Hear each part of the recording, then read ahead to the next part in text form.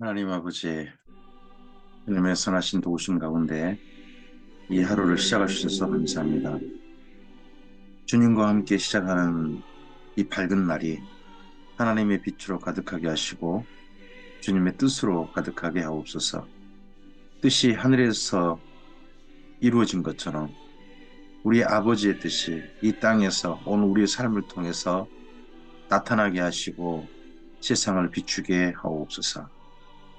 주님께 의탁드리오며 예수님 이름으로 기도합니다. 아멘. 네, 오늘은 마태복음의 26장에서부터 28장 맨 뒤를 읽도록 하겠습니다. 바울의 3차 전도여행 시기에 사도들의 지도서라 할 수 있는 마태복음을 지금까지 읽고 있습니다. 마태복음의 주 대상은 믿는 유대인들입니다. 그 유대인들 가운데서 바울파하고 할례파의 갈등이 있었다. 그리고 유대교의 핍박이 있었고 그런 가운데서 주님의 성도들이 유대인들이 어떤 삶을 살아야 될 것인가 하는 고민이 있었다 하는 것을 생각하시고 마태복음을 읽으시면 보다 분명하게 예수님의 지도와 예수님의 모범과 예수님의 가르치심이 그 당시 유대인들에게 믿는 유대인들에게 어떠한 방향을 제시했는지를 우리가 명확하게 보다 알 수 있을 겁니다. 마태복음 26장입니다. 예수께서 이 말씀을 다 마치시고 제자들에게 이르시되 너희가 아는 바와 같이 이틀이 지나면 유월절이라 인자가 십자가에 못 박히기 위하여 팔리리라 하시더라.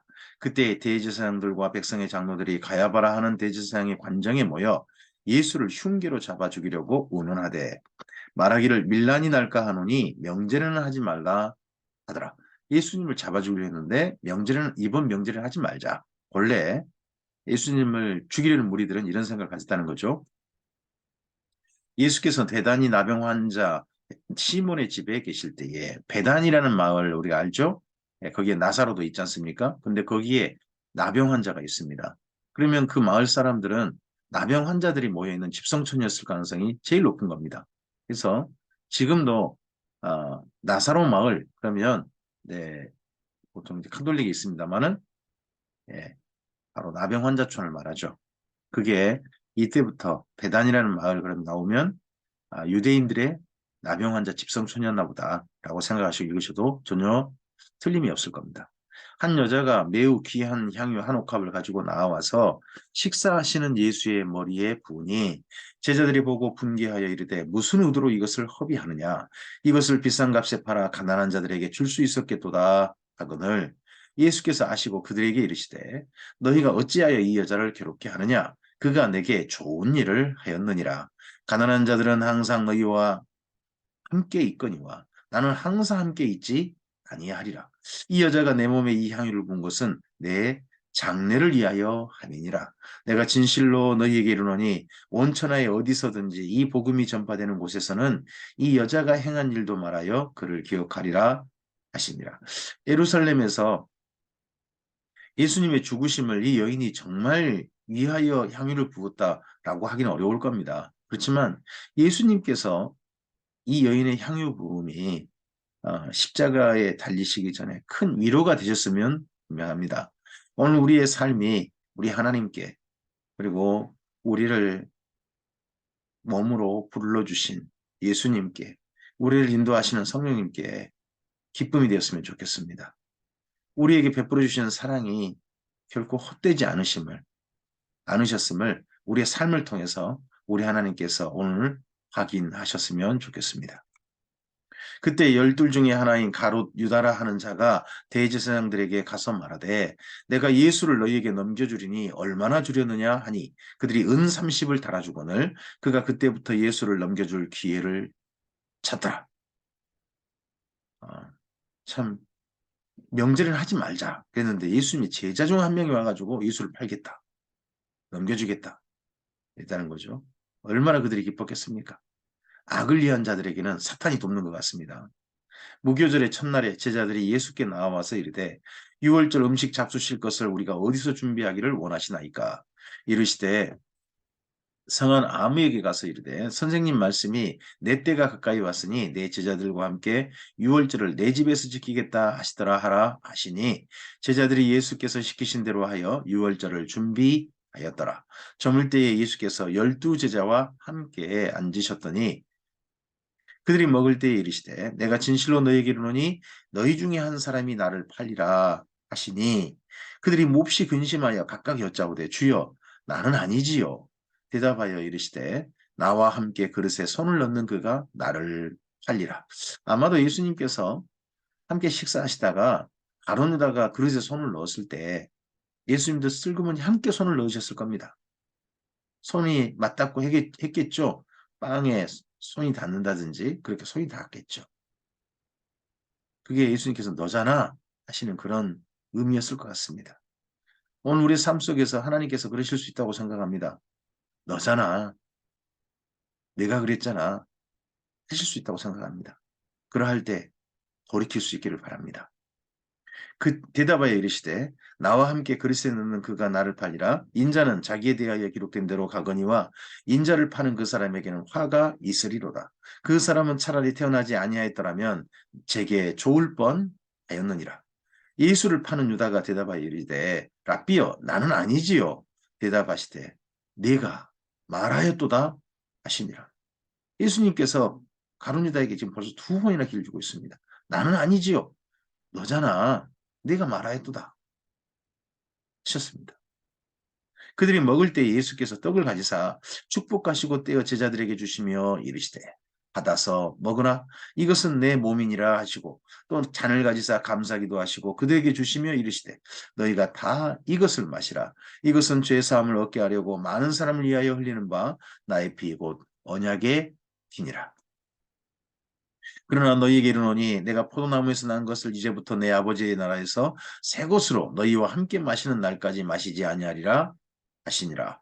이에 그들이 찬미하고 감람산으로 나아가니라. 그때에 예수께서 제자들에게 이르시되 오늘 밤에 너희가 다 나를 버리리라. 기록된 바 내가 목자를 치리니 양의 떼가 흩어지리라 하였느니라. 그러나 내가 살아난 후에 너희보다 먼저 갈릴리로 가리라. 베드로가 대답하여 이르되 모두 주를 버릴지라도 나는 결코 버리지 않겠나이다. 예수께서 이르시되 내가 진실로 내게 이르노니 오늘 밤 닭 울기 전에 내가 3번 나를 부인하리라. 베드로가 이르되 내가 주와 함께 죽을지언정 주를 부인하지 않겠나이다 하고 모든 제자도 그와 같이 말하니라. 베드로만 그런 거 아니었습니다. 다른 제자들도 주를 부인하지 않겠습니다. 주와 함께 죽겠습니다. 하고 했다는 겁니다. 그러고 난 다음에 제자들은 흩어졌습니다.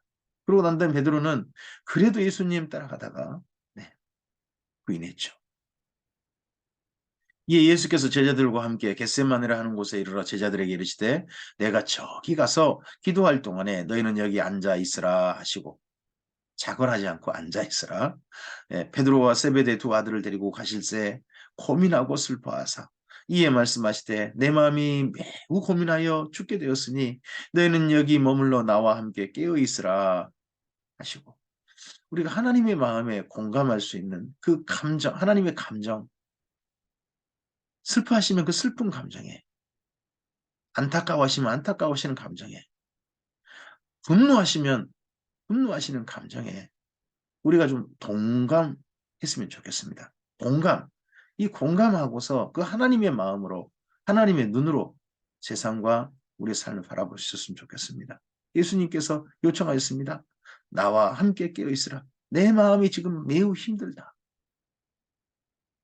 조금 나아가사 얼굴을 땅에 대시고 엎드려 기도하여 이르시되 내 아버지여 만일 할만하시거든 이 잔을 내게서 지나가게 하옵소서. 그러나 나의 원대로 마시옵고 아버지의 원대로 하옵소서 하시고 제자들에게 오사 그 자는 것을 보시고 베드로에게 말씀하시되 너희가 나와 함께 1시간도 이렇게 깨어 있을 수 없더냐. 시험에 들지 않게 깨어 기도하라. 마음에는 원이로되 육신이 약하도다 하시고 다시 2번째 나아가 기도하여 이르시되 내 아버지여 만일 내가 마시지 않고는 이 잔이 나에게서 지나갈 수 없거든 아버지의 원대로 되기를 원하나이다 하시고 다시 오사 보신즉 그들이 자니 이는 그들의 눈이 피곤함이더라. 또 그들을 두시고 나아가 세 번째 같은 말씀으로 기도하신 후 이에 제자들에게 오사 이르시되 이제는 자고 쉬라. 보라 때가 가까이 왔으니 인자가 죄인의 손에 달리느니라. 일어나라 함께 가자. 보라 나를 파는 자가 가까이 왔느니라. 말씀하실 때에 열둘 중에 하나인 유다가 왔는데 대제사장들과 백성의 장로들에게 파송된 큰 무리가 검과 몽채를 가지고 그와 함께 하였더라. 예수를 파는 자가 그들에게 군호를 짜 이르되 내가 입맞추는 자가 그이니 그를 잡으라 한지라. 곧 예수께 나와 랍비여 안녕하시옵나이까 하고 입을 맞추니 이 참 이 슬픈 비극적인 장면을 그림으로 그리는 화가들이 제법 있죠. 예수님께 입맞추는 가룟유다. 예수께서 이르시되 친구여 내가 무엇을 하려고 왔는지 행하라 하신대 이에 그들이 나와 예수께 손을 대어 잡는지라. 예수와 함께 있던 자 중에 하나가 손을 펴 칼을 빼어 대제사장의 종을 쳐 그 길을 떨어뜨리니 이에 예수께서 이르시되 내 칼을 도로 칼집에 꽂으라. 칼을 가지는 자는 다 칼로 망하느니라. 너는 내가 내 아버지께 구하여 지금 12군단 더 되는 그 천사를 보내시게 할 수 없는 줄로 아느냐. 내가 만일 그렇게 하면 이런 일이 있으리라 한 성경이 어떻게 이루어지겠느냐 하시더라. 하나님의 능력, 예수님의 능력, 그 능력이 예수님 안에 고스란히 있음에도 불구하고 천사들을 엄청난 천사, 그런 천사들을 동원하실 수 있음에도 불구하고 예수님께서는 사용하지 않으셨습니다. 아버지의 뜻을 이루게 하여. 때때로 우리의 삶에 있어서 우리가 가지고 있는 능력, 주님의 선하신 뜻을 위해서 사용하지 않을 수 있는 그것이 있다면 저는 그것 자체가 곧 순교와 같다고 생각합니다. 주님의 선하신 뜻에 그렇게 기꺼이 우리 것을 포기할 수 있는 언젠가 순간이 있다면 그럴 수 있는 용기와 결단과 선택과 결심이 우리에게 있기를 정말 바랍니다. 그때 예수께서 무리에게 말씀하시되 너희가 강도를 잡는 것 같이 칼과 몽치를 가지고 나를 잡으러 나왔느냐? 내가 날마다 성전에 앉아 가르쳤을 때 너희가 나를 잡지 아니하였도다. 그러나 이렇게 된 것은 다 선지자들의 글을 이루려 함이니라 하시더라. 이에 제자들이 다 예수를 버리고 도망하니라. 이에 제자들이 다 예수를 버리고 도망하니라. 이날 우리가 있다면 나는 안 그럴 거예요, 그럴까요? 아마 우리도 다라는 무리 속에 있지 않을까요? 예수를 잡은 자들이 그를 끌고 대제사장 가야바에게로 가니 거기 서기관과 장로들이 모여 있더라. 베드로가 멀찍이 예수를 따라가 대제사장의 집 뜰에까지 가서 그 결말을 보려고 안에 들어가 하인들과 함께 앉아 있더라. 12제자 중에 이렇게 따라간 사람, 따라가고자 했던 사람이 베드로입니다. 그래서 베드로를 우리가 뭐라 할 수 없습니다. 세 분 부인했다. 그렇지만 다른 제자들은 지금 도망 안 쳤습니까? 다 그런 건데. 대제사장들과 온 공회가 예수를 죽이려고 그를 칠 거짓 증거를 찾음에 거짓 증인이 많이 왔으나 얻지 못하더니 후에 두 사람이 와서 이르되 이 사람의 말이 내가 하나님의 성전을 헐고 사흘 동안에 지을 수 있다 하더라 하니 대제사장이 일어서서 예수께 묻되 아무 대답도 없느냐 이 사람들이 너를 치는 증거가 어떠하냐 하되 예수께서 침묵하시거늘 대제사장이 이르되 내가 너로 살아계신 하나님께 맹세하게 하노니 내가 하나님의 아들 그리스도인지 우리에게 말하라. 예수께서 이르시되 내가 말하였느니라. 그러나 내가 너희에게 이르노니 이후에 인자가 권능의 우편에 앉아 있는 것과 하늘 구름을 타고 오는 것을 너희가 보리라 하시니 예수님께서 권능의 우편에 앉아 있는 것, 하나님 권능의 우편에 앉아 있는 것, 여기 시편 110편 말씀이 떠오릅니다. 하늘 구름을 타고 오는 것을 너희가 보리라. 이건 이스라엘 민족이 시편 2편이라든지 하나님께서 오실 때 신의 산 강림 때 그 모습을 연상하게 합니다. 이에 대제사장이 자기 옷을 찢으며 이르되 그가 신성모독하는 말을 하였으니 어찌 더 증인을 요구하리요? 보라 너희가 지금 이 신성모독하는 말을 들었도다. 예수님께서 자신의 정체를 자신이 바로 하나님이시고 자신이 바로 메시아이심을 이렇게 명확하게 드러내자 이 대제사장과 함께하는 무리들은 예수님을 신성모독했다. 하나님이신 예수님인데 하나님을 못 오겠다라고 하면서 예수님을 죽이는데 더 이상 조건이 없다. 이미 충분한 조건이 이루어졌다. 증거가 충분하다. 뭐 이렇게 생각하는 겁니다. 우리도 하나님의 선하신 일들의 명확한 사실들을 보고서 이것이 하나님께로 돌이키는, 하나님께로 바르게 바로잡는 그런 증거가 되는 게 아니라 하나님의 말씀이 명확한데 그걸 거꾸로 이해해가지고 어떤 사람을 잡아 죽이려는, 어떤 또 내 삶을 하나님과 좀 멀어지게 만드는 그런 일에 명확한 근거로 삼는다면 그것만큼 안타까운 일이 어디 있겠습니까? 너희 생각은 어떠하냐? 대답하여 이르되 그는 사형에 해당하니라 하고, 이에 예수의 얼굴에 침을 뱉으며 얼굴을 주먹으로 치고 어떤 사람은 손바닥으로 때리며 이르되 그리스도야 우리에게 선지자 노릇을 하라. 너를 친 자가 누구냐 하더라. 베드로가 바깥들에 앉았더니 한 여종이 나와 이르되 너도 갈릴리 사람 예수와 함께 있었도다 하거늘, 베드로가 모든 사람 앞에서 부인하여 이르되 나는 내가 무슨 말을 하는지 알지 못하겠노라 하며 앞문까지 나아가니, 다른 요종이 그를 보고 거기 있는 사람들에게 말하되 이 사람은 나사렛 예수와 함께 있었도다 하며, 베드로가 맹세하고 또 부인하여 이르되 나는 그 사람을 알지 못하노라. 조금 후에 곁에 섰던 사람들이 나와 베드로에게 이르되 너도 진실로 그 도당이라. 내 말소리가 너를 표명한다 하거늘, 갈릴리 너 사투리 쓰는구만. 너 갈릴리, 그러면 갈릴리 나사렛 저 예수와 같은 편이지 하는 겁니다. 그럴 수 있죠. 같은 언어니까 충분히 이렇게 생각할 수 있죠. 이랬을 때 그가 저주하며 맹세하 이르되 나는 그 사람을 알지 못하노라. 아니 곧 달기 울더라. 이에 베드로가 예수의 말씀에 닭 울기 전에 내가 세 번 나를 부인하리라 하심이 생각나서 밖에 나가서 심히 통곡하니라. 여기 말씀은 이렇게 했습니다마는 누가복음은 그때 예수님께서 베드로를 바라보셨다. 베드로가 예수님하고 눈빛이 마주쳤다라고 되어 있습니다. 우리의 삶 속에 예수님께서 어느 자리인지 정말 잘하고 있는 자리면 좋겠습니다만 정말 부끄러운 자리에서 우리하고 눈빛을 마주칠 수도 있다고 생각합니다. 그럴 때요, 예수님 말씀이 생각나서 심히 통곡하는 베드로입니다. 근데 외면하고 우리의 길을 끝까지 고집하는 그런 사람들이 있을 수 있지 않겠습니까? 그렇지 않았으면 좋겠습니다. 베드로가 심히 통곡합니다. 예수님께서 이런 베드로에게 너 이런 거 충분히 안다. 하지만 돌이킨 후에 이런 형제들을, 너와 같은 그런 행동을 할 앞으로 그런 사람들을 내가 위로하고 격려하고 그런 사람들을 예수님 안에 끝까지 살도록 붙들어주라 하는 말씀을 하시죠. 마태복음 27장입니다. 새벽에 모든 대제사장과 백성의 장로들이 예수를 죽이려고 함께 의논하고, 새벽입니다. 사내들인 공회를 새벽에 연 겁니다. 이건 불법 공회인 거죠. 불법 회의를 연 겁니다. 결박하여 끌고 가서 총독 빌라도에게 넘겨주니라. 그때 예수를 판 유다가 그의 정죄됨을 보고 스스로 뉘우쳐 그 은 30을 대제사장들과 장로들에게 도로 갖다 주며 이르되 내가 무죄한 피를 팔고 죄를 범하였도다 하니, 그들이 이르되 그것이 우리에게 무슨 상관이냐, 내가 당하라. 그것이 우리에게 무슨 상관이냐, 내가 당하라. 우리가 우리 주변 사람들한테 이룰 수 있습니다. 이것만큼 참 매정한 말이 없죠. 내가 뭔 상관이야. 그거 네가 한 일이니까 네가 책임져. 외면해 버리는 거. 함께 모의했고 얼른 돈 갖다 준 이 사람들인데 네가 넌 판 사람 너잖아. 네가 당해. 그런 겁니다. 어떻게 보면 증인을 애써 없애버린 겁니다. 마치 꼭 이럴까요?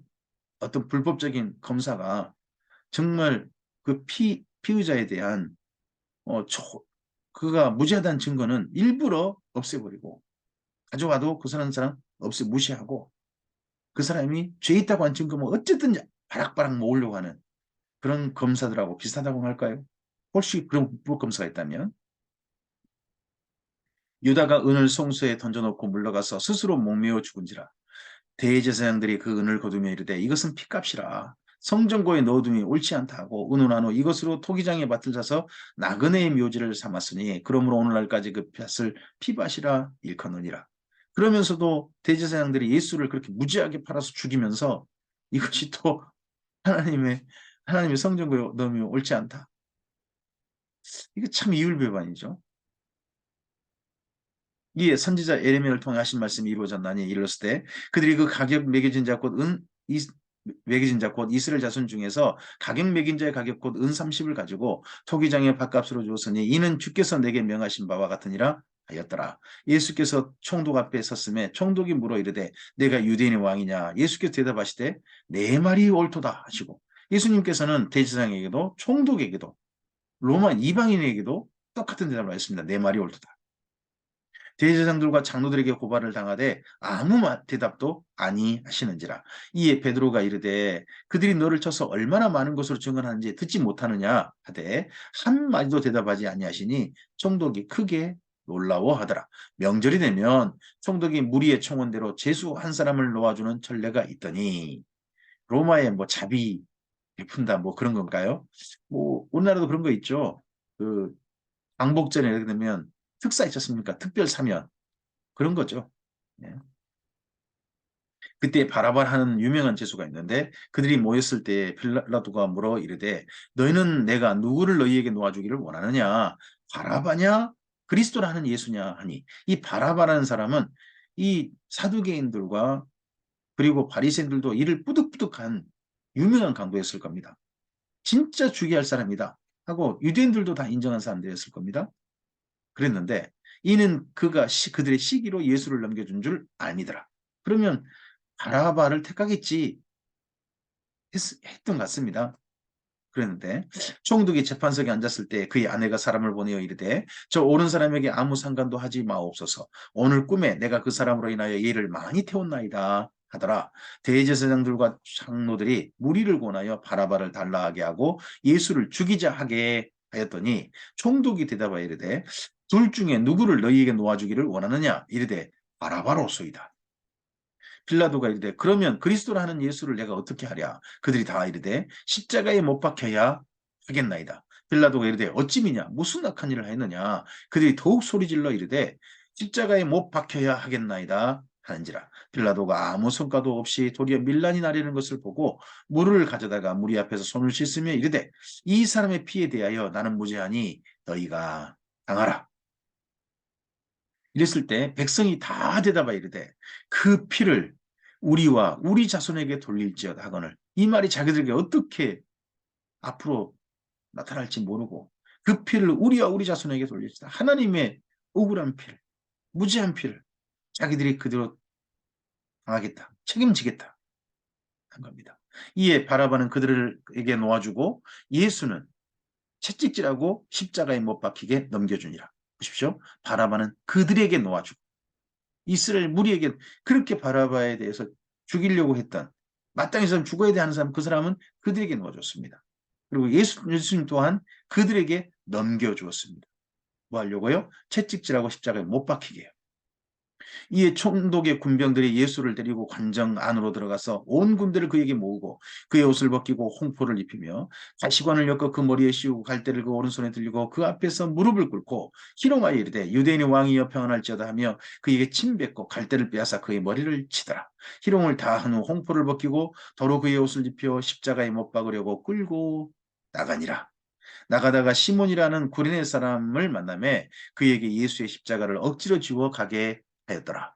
골고다 곧 해골의 곳이라는 곳에 이르러 이 골고다라는 말이 어, 예, 이쪽 언어죠.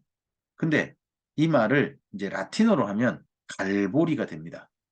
우리 주변에 골고다 교회는 없죠. 하지만 갈보리 교회라는 교회는 있잖아요. 근데 다 뜻은 그렇습니다. 해골의 장소. 왜냐 그러면 그곳에서 맨날 그 사람들을 못 박아 죽이고 공개 처형하고 했던 장소인 모양입니다. 그러다 보니까 장소 이름이 아예 해골이의 꽃이라는 이름이 붙은 것 같죠. 쓸개탄 포도주를 예수께 주어 마시게 하려 하였더니 예수께서 맛보시고 마시고자 하지 아니하시더라. 그들이 예수를 십자가에 못 박은 후 그 옷을 제비 뽑아 나누고 거기에 앉아 지키더라. 그 머리 위에 이는 유대인의 왕 예수라 쓴 죄패를 붙였더라. 이때 예수와 함께 강도 둘이 십자가에 못 박히니 하나는 우편에 하나는 좌편에 있더라. 지나가는 자들은 자기 머리를 흔들며 예수를 모욕하여 이르되 성전을 헐고 사흘에 짓는 자여 내가 만일 하나님의 아들이여든 자기를 구원하고 십자가에서 내려오라 하며 그와 같이 대제사장들도 서기관들과 장로들과 함께 희롱하여 이르되 그가 남은 구원하였으되 자기는 구원할 수 없도다. 그가 이스라엘의 왕이로다. 지금 십자가에서 내려올지어다. 그리하면 우리가 믿겠노라. 내려온다고 믿겠습니까, 이 사람들이? 안 할 겁니다. 전혀 아닐 겁니다. 하지만 이렇게 조롱하는 겁니다.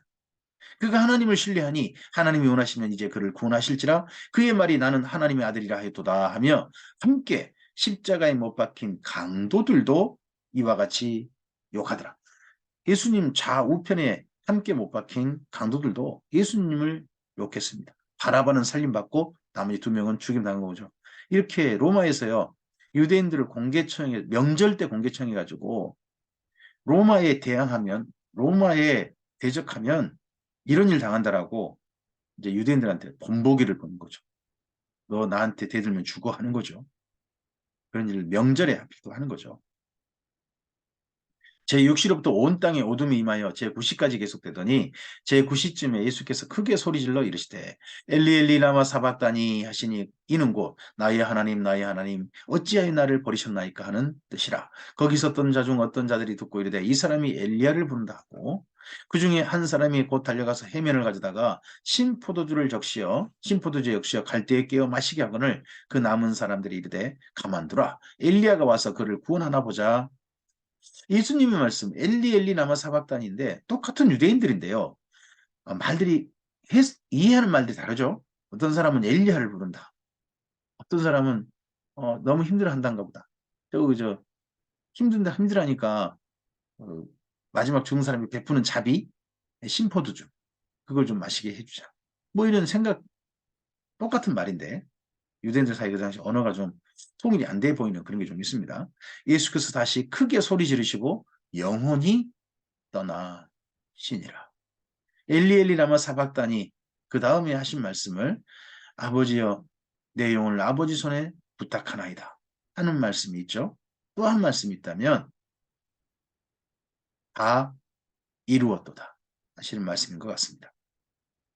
이에 성소휘장이 위로부터 아래까지 찢어져 둘이 되고 땅이 진동하며 바위가 터지고 무덤들이 열리며 자던 성도의 몸이 많이 일어나되 예수의 부활 후에 그들이 무덤에서 나와서 거룩한 성에 들어가 많은 사람에게 보이니라. 예수님 후에 무덤에 나와가지고 거룩한 성에 들어가서 많은 사람이 보였다. 이 사건에 대해서는 지금도 난제입니다.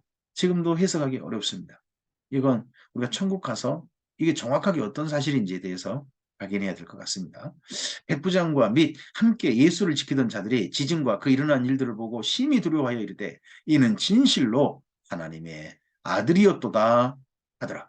근데 많은 무덤에 자던 자들의 몸이 일어났다 하는 것에 사실 이스라엘 민족은 한 사람이 떠오릅니다. 그 사람이 엘리사입니다. 엘리사가 죽어서 무덤에 이제 있는데 그 무덤에 도적대가 던져지죠. 그랬을 때 도적대가 살아난 사건이 구약성경에 기록되어 있죠. 그래서 예수님의 이러한 죽으심과 관련된 그런 기적, 이건 유대인들한테 분명히 엘리사를 연상시키는 그런 사건이었을 겁니다. 예수를 섬기며 갈릴리에서부터 따라온 많은 여자가 거기에서 멀리서 바라보고 있으니 그 중에 막달라 마리아와 또 야고보와 요셉의 어머니 마리아와 세베대 아들들의 어머니도 있더라. 마리아가 많죠. 그래서 유대인들의 그 여인들, 그 당시 예수님 당시 여인들 이름 중에 마리아세요라고 하면 절반은 맞다고 하죠. 절반, 2명 중 1명은 마리아를 쓴다고. 이 말은 구약 성경에 그 모세의 누나 미리암을 예수님 당시에는 마리아라고 그렇게 발음했다고 다들 그렇게 이해하고 있습니다. 처음 물었을 때에 마리마대의 부자 요셉이라는 사람이 왔으니 그도 예수의 제자라. 빌라도에게 가서 예수의 시체를 달라 하니 이에 빌라도가 내주라 명령하거늘 요셉이 시체를 가져다가 깨끗한 세마포로 싸서 바위 속 판 자기 새 무덤에 넣어두고 큰 돌을 굴려 무덤에 놓고 가니 거기 막달라 마리아와 다른 마리아가 무덤을 향하여 앉았더라. 예수님의 죽음, 예수님의 시신이 안장된 그 무덤에 예수님의 12제자는 없습니다. 예수님을 따라다녔던 예수님을 정말 일행을 후원하고 그들을 섬겼던 여인 2명. 그들이 예수님의 무덤을 바라보고 있습니다. 우리는 정말 주님의 죽으심, 마지막이 참 비극적이고 이제 아무것도 없다 하는 그런 자리에도 끝까지 주님 곁에 있을까요? 이 여인들처럼. 그 이튿날은 준비일 다음 날이라 대제사장들과 바리새인들이 함께 빌라도에게 모여 이르되 주여 저 속이던 자가 살아있을 때에 말하되 내가 사흘 후에 다시 살아나리라 한 것을 우리가 기억하노니 그러므로 명령하여 그 무덤을 사흘까지 굳게 지키게 하소서. 그 뒤에 제자들이 와서 시체를 도둑질하여 가고 백성에게 말하되 그가 죽은 자 가운데 살아났다 하면 후에 속임이 전보다 더 클까 하나이다 하니 빌라도가 이르되 너희에게 경비병이 있으니 가서 힘대로 굳게 지키라 하거늘 그들이 경비병과 함께 가서 돌을 임봉하고 무덤을 굳게 지키니라. 어, 이 유대인의 지도자들이 자기들이 고용한 경비병을 데리고 갔습니다. 그리고 그들로 하여금 지키겠습니다. 그리고 또 돌을 임봉했습니다. 이 임봉한단 말은 거기 빌라도의 명령이 없이는 이 무덤을 열 수 없다라고 하는 그런 임봉인 겁니다. 도장을 찍는 거죠. 스티커를 붙여버린 겁니다. 이거 아무나 못 열고 관계자 외에는 이거 못 연다 하는 겁니다. 그렇게 한 겁니다. 이렇게 무덤을 굳게 지켰는데요. 네, 28장입니다. 안식일이 다 지나고 안식 후 첫날이 되려는 새벽에 막달라 마리아와 다른 마리아가 무덤을 보려고 갔더니 큰 지진이 나며 주의 천사가 하늘로부터 내려와 돌을 굴려내고 그 위에 앉았는데 그 형상이 번개 같고 그 옷은 눈같이 희건을 지키던 자들이 그를 무서워하여 떨며 죽은 사람같이 되었더라. 이 지키던 사람이 누굽니까? 바로 유대 장로들, 유대 지도자들이 고용한 바로 그 용병들입니다. 그들이 무서워 죽은 사람, 자기들도 본 겁니다. 천사가 여자들에게 말하여 이르되 너희는 무서워하지 말라. 십자가에 못 박히신 예수를 너희가 찾는 줄을 내가 아노라. 그가 여기 계시지 않고 그가 말씀하시던 대로 살아나셨느니라. 와서 그가 누우셨던 곳을 보라. 또 빨리 가서 그의 제자들에게 이르되 그가 죽은 자 가운데서 살아나셨고 너희보다 먼저 갈릴리로 가시나니 거기서 너희가 배우리라 하라. 보라 내가 너희에게 일렀느니라 하거늘 그 여자들이 무서움과 큰 기쁨으로 빨리 무덤을 떠나 제자들에게 알리려고 다름질할세. 이 사건에 대해서 마태복음은 여인들을 조금 좀 배려해 준 게 있습니다. 마가복음은 배려하지 않죠. 여자들이 무서워서 집에 가 숨어 있었다라는 표현을 하고 있습니다. 근데 그 중에 한 명, 막달라 마리아는 다시 돌아온 것 같습니다. 그래서 무덤을 봤고요. 네, 했을 때 예수께서 그들을 만나 이르시되 평안하냐 하시거늘 여자들이 나아가 그 발을 붙잡고 경배했다고 하는데 이때 여자는 막달라 마리아 한 명이죠. 한 명인데 마태복음은 좀 더 그 여인들을 배려해서 이렇게 말씀을 적어줍니다. 이에 예수께서 이르시되 무서워하지 말라. 가서 내 형제들에게 갈릴리로 가라 하라. 거기서 나를 보리라 하니라. 여기 제자들을 예수님께서 자기를 십자가에 못 박히신 붙잡히시고 그렇게 하셨을 때 전혀 찾아보지도 않고 무서워 떨고 그냥 어디 숨어버린 그 제자들을 향해서 예수님께서 뭐라고 하십니까? 가서 내 형제들에게 갈릴리로 가라. 내 형제들에게. 예수님께서 이렇게 우리를 바라보시기에 우리가 조금 용기를 내는 거 아니겠습니까? 우리를 형제로 자매로 여기시는 주님께 용기를 내어가되 이제 그분 앞에 좀 더 부끄럽지 않게 우리 예수님과 만나는 오늘 하루였으면 좋겠습니다. 여자들이 갈 때에 경비병 중에 몇이 성에 들어가 모든 된 일을 대제사장들에게 알리니 그들이 장로들과 함께 모여 의논하고 군인들에게 돈을 많이 주며 이르되 너희는 말하기를 그의 제자들이 밤에 와서 우리가 잘 때에 그를 도둑질하여 갔다. 뇌물을 받고 또는 위협을 받고 어떤 사람들은 거짓 증언하죠. 거짓 증언은 인류 역사에 곳곳에 있었습니다. 거짓 증언이 필요한 사람도 있으니까요. 거짓 증언을 필요로 하는 사람들에게 거짓 증언을 해주고 자기 이익을 챙기는 사람들이 있습니다. 이때 저는 이 장로들과 대제사장들 그리고 이 무덤을 지켰던 사람들이 예수님이 정말 부활하셨다 한다면 메시아이시구나 하고 무릎을 꿇어야 옳지 않을까요? 정말 자기들의 죄를 자복하고 자기 백성들에게 우리가 메시아를 정말 주겠다. 근데 그분이 부활하셨다라고 이들이 앞장서서 자기들의 죄를 자복하고 해야 되는 거 아닐까요? 근데 자기 죄를 감추려고 이러고 있다는 겁니다. 저는 교회가요, 교회의 잘잘못을 감추려고 또 다른 일을 이슈로 만든다든지 그런 그 정치적 방법론에 결코 휩싸여서는 안 된다고 생각합니다. 물론 세상은 그러합니다. 하지만 주님의 교회는 우리의 잘못에 대해서 깊이 통회하고 주님 앞에 바로 나가야 되는 거죠. 이들은 이 거꾸로 합니다. 자기 죄들을, 자기들 그런 잘못을 감추려고 다른 일을 꾸미는 거죠.